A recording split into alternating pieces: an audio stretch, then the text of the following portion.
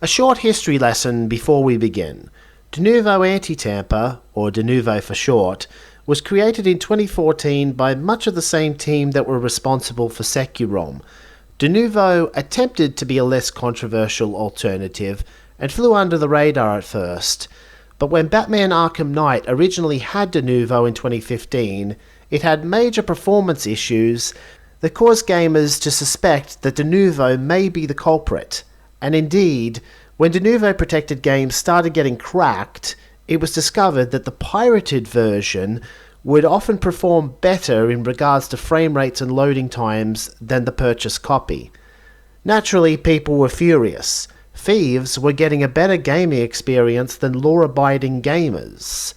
And ever since then, there has been a significant contingent of gamers who refuse to buy any video game that has Denuvo in it.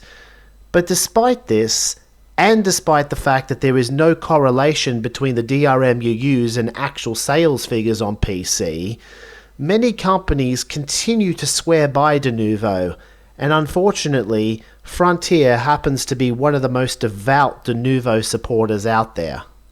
Now, I thought everything I just said was common knowledge, because it's been over 7 years since Arkham Knight, and Denuvo has been in the news many times since then.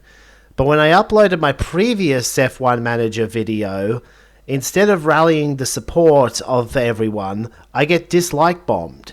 I think part of the problem was that instead of the general gaming audience I was targeting, my video got suggested to fans who had bought first-class tickets to the hype train, and thus were more willing to dismiss me than make any level of research into Denuvo.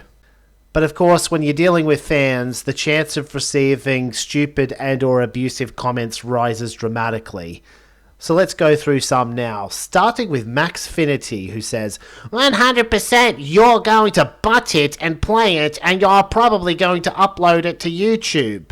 Improper use of your, misspelled by, and also I've got better things to do than buy F1 Manager. I've got other games that I want to play on this channel.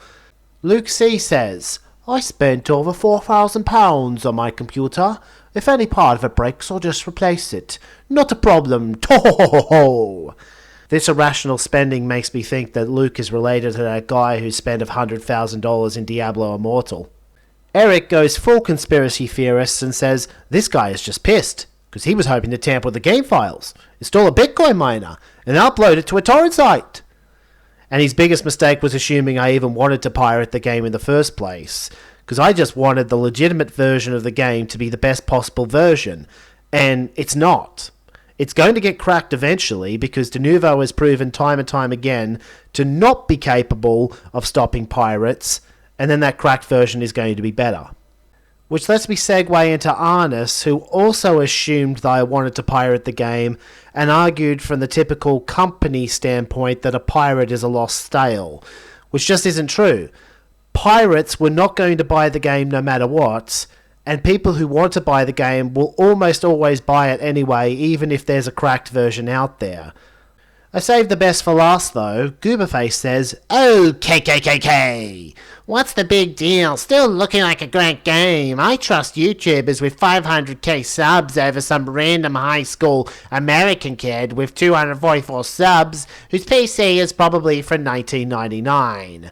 Not only did he get every fact about me completely wrong, he also brought up YouTubers with 500,000 subs that I actually want to cover in more detail.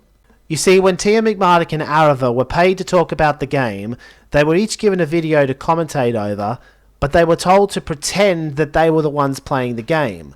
But the reason I know that it was a pre-recorded video is because they were given the exact same video and played the exact same race. If they were actually playing the game, there would have been some variance in the grid and in the strategies, but no.